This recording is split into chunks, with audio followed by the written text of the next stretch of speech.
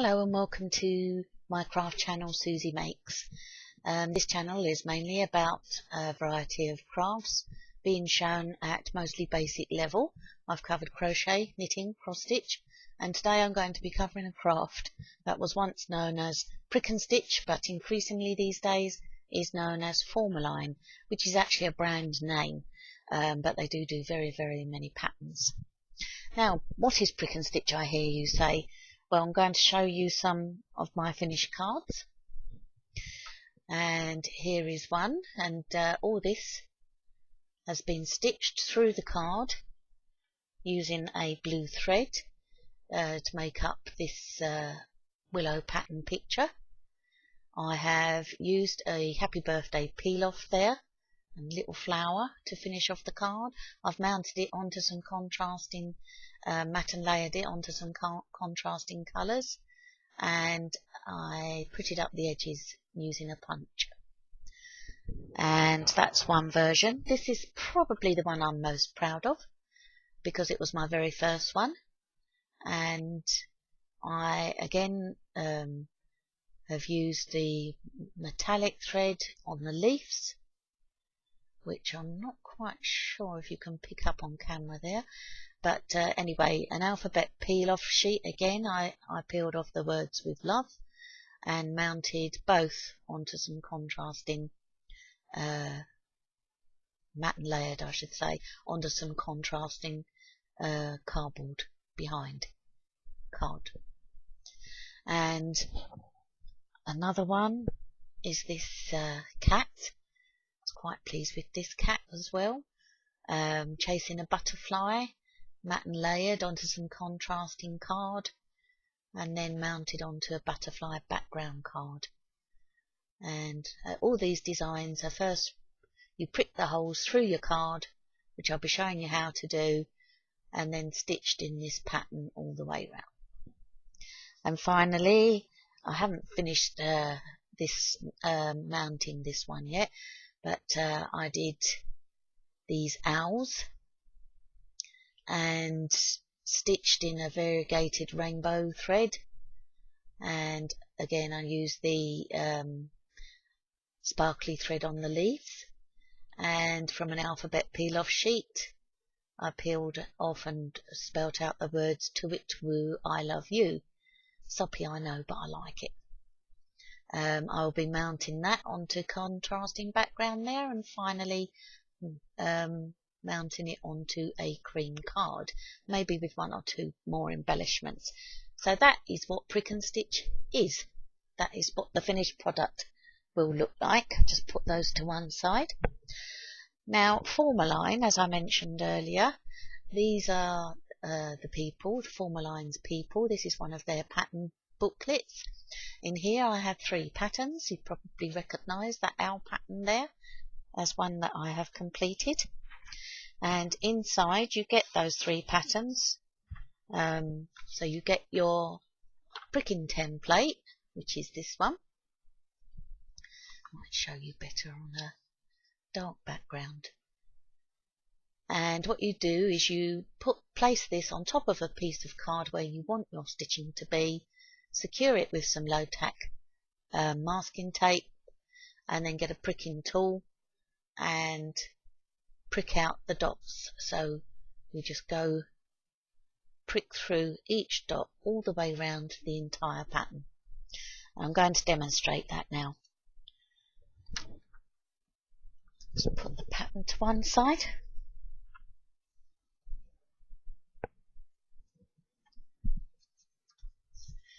Now,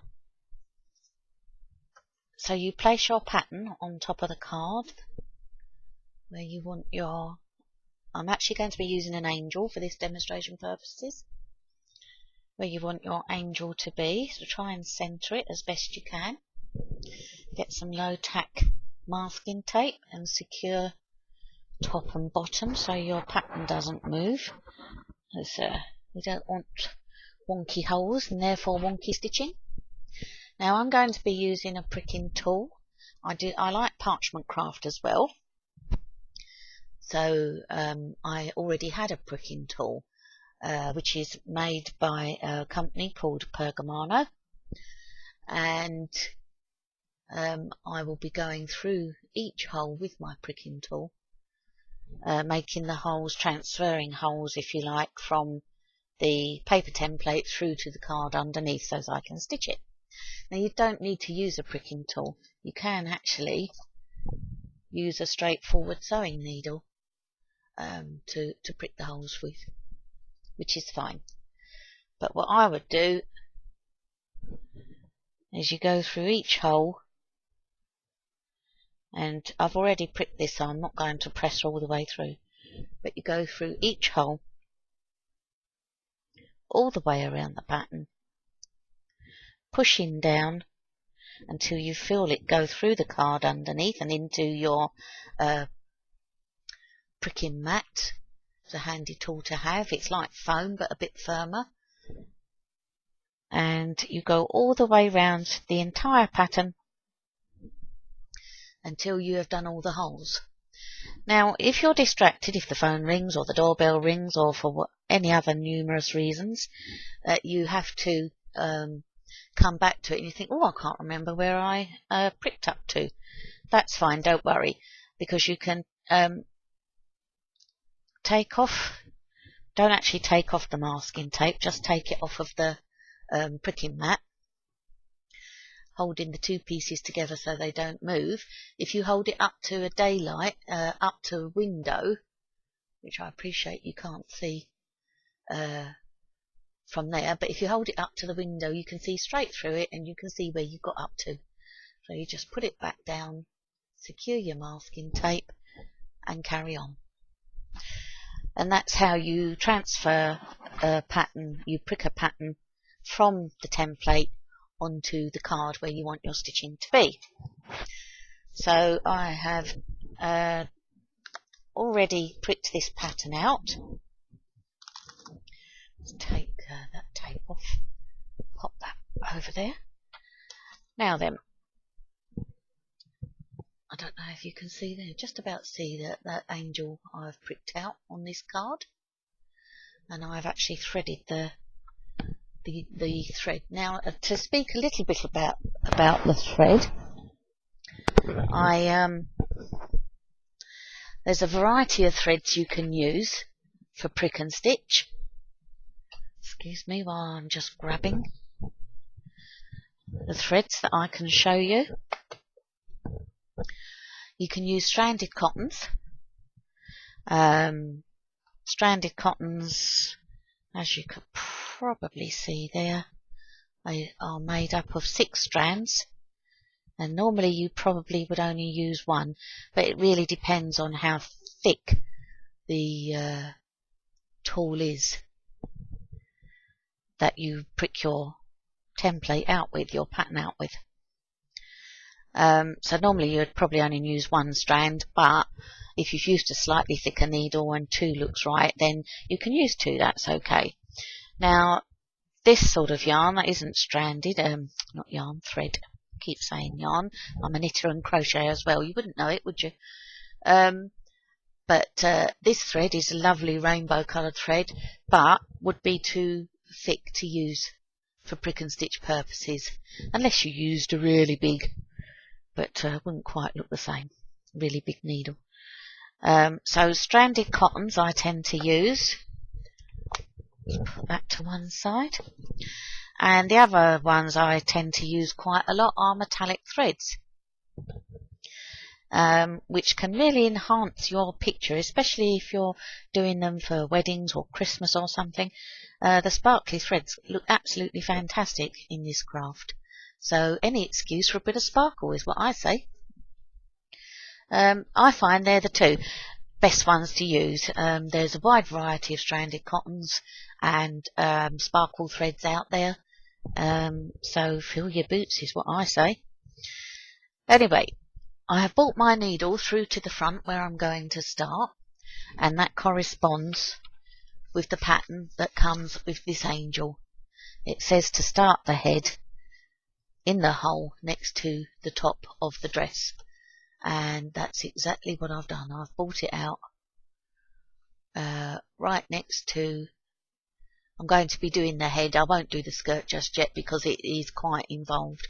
I'm going to be doing the head of the angel, and I've brought my thread through the hole right next to the top of the dress. I'm going to show you the back now. Now, let's have a look. You can see that I've left a little tail, and just here you might not be able to see because it's all white. I've stuck it down with a piece of double-sided sticky tape. Now I've left the smooth shiny top layer on the double-sided sticky tape, but I could actually show you by peeling it back. Can't get my fingers to work, it's so cold today. You see there?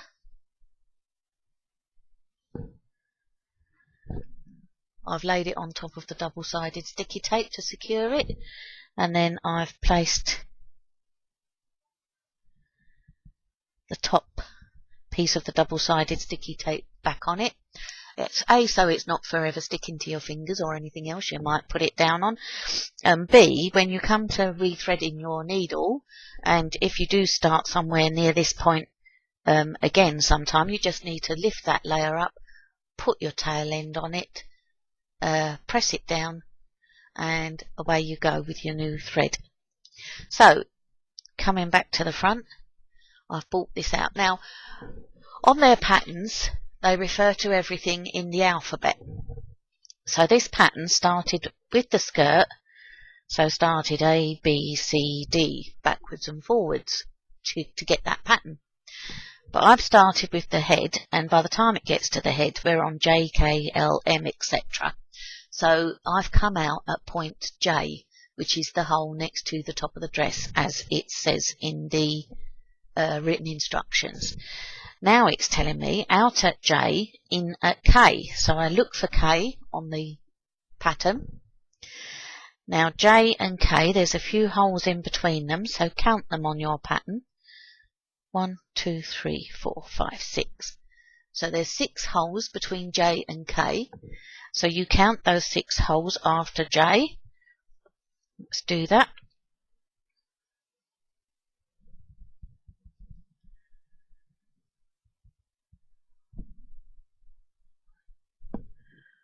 One, 2, 3, 4, 5, 6, and so you go in at K, which is the 7th one along, and pull your thread through.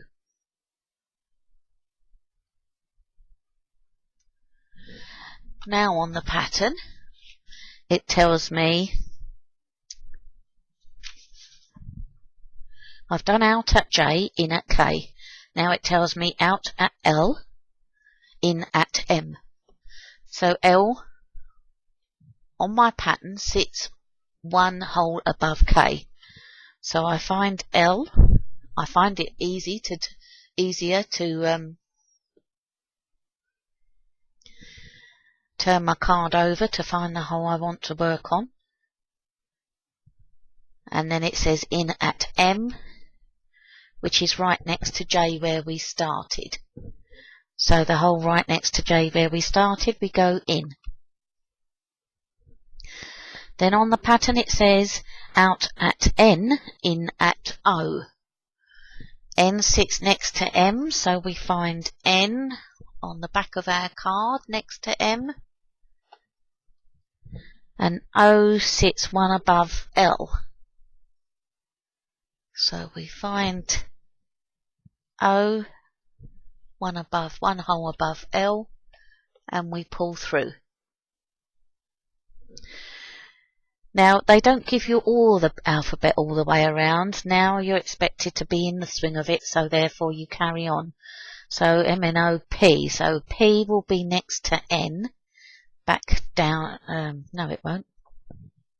What am I talking about? P will be next to O. So you find the hole above O. 1 hole above O. I is not that brilliant. And so out at P, and that will be in at Q. If it helps you, where they've only given you a few letters of the alphabet to start with, so we went from J to K to L to M to N to O. If it helps you, carry on writing the alphabet through in that same order all the way round. That'll help if it'll help you to keep track. So I'm going in at Q, then it'll be out at R, which will sit one above Q.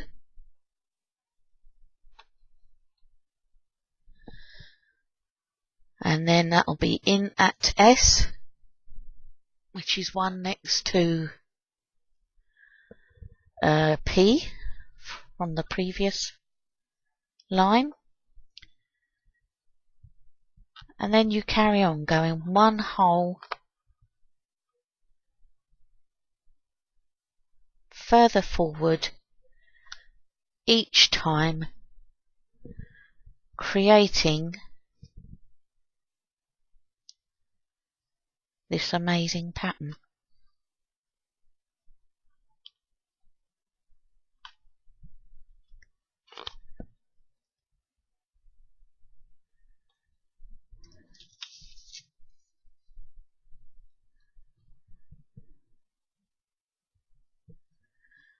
Now, when you get to a certain point,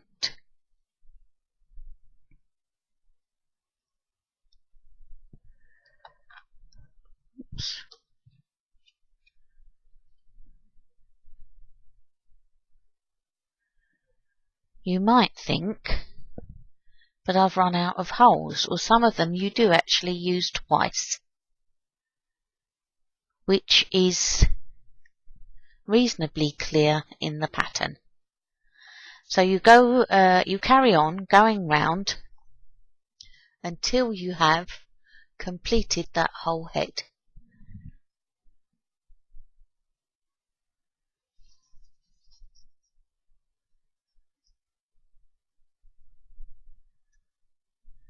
So what I think I will do is to show you. Right, let me work this one out first.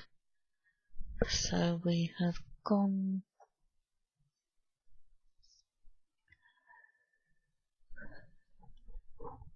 So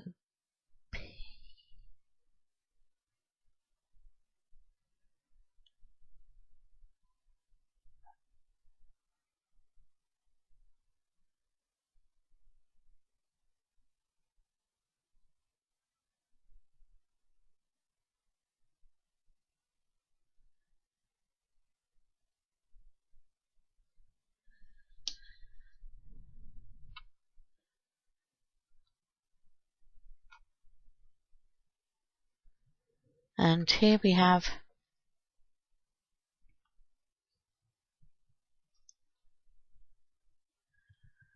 sometimes don't always remember where the last thread went, but if you lift it up gently,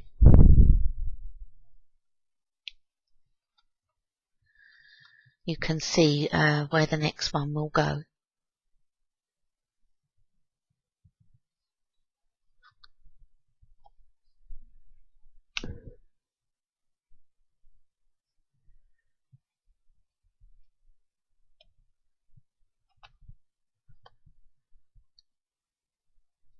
And you just work your way all the way around.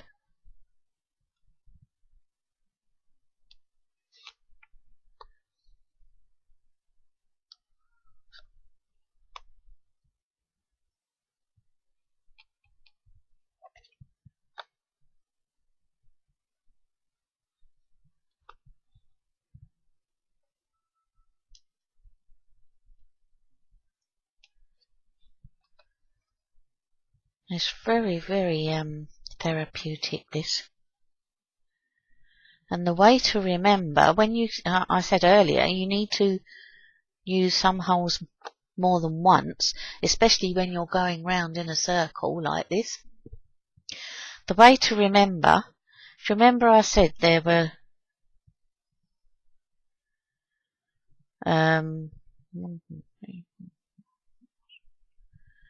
6 holes, there we are, between the letters on this particular pattern. There will be more depending on the size of the area you're filling in, or they can be less if it's a smaller area. Well, the way to remember is, as I said, there are 6 holes in between J and K when we first started off, but those 6 holes should remain between your stitches that you're working all the way around. So 1, 2, 3, 4, 5, 6. Yes, there's 6 stitches still between where my thread is going in and out, and that is how it should stay all the way around. That's how you know you're doing it right. It does take a little bit of concentration, but so well worth it. Oops, gone in the wrong direction. That's it. So well worth it when you get your completed card at the end, and that extra bit of concentration, you do get into the swing of it.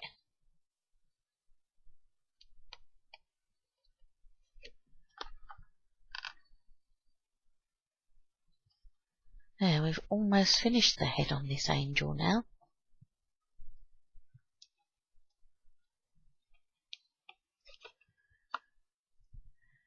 And do remember to refer back to your pattern. Sometimes it's easy to think, oh, I forgot what I was doing. What am I supposed to be doing? But there, you've got the pattern going all the way around the head until you get back to the other side of the head. 1 hole, the other side of the top of the dress.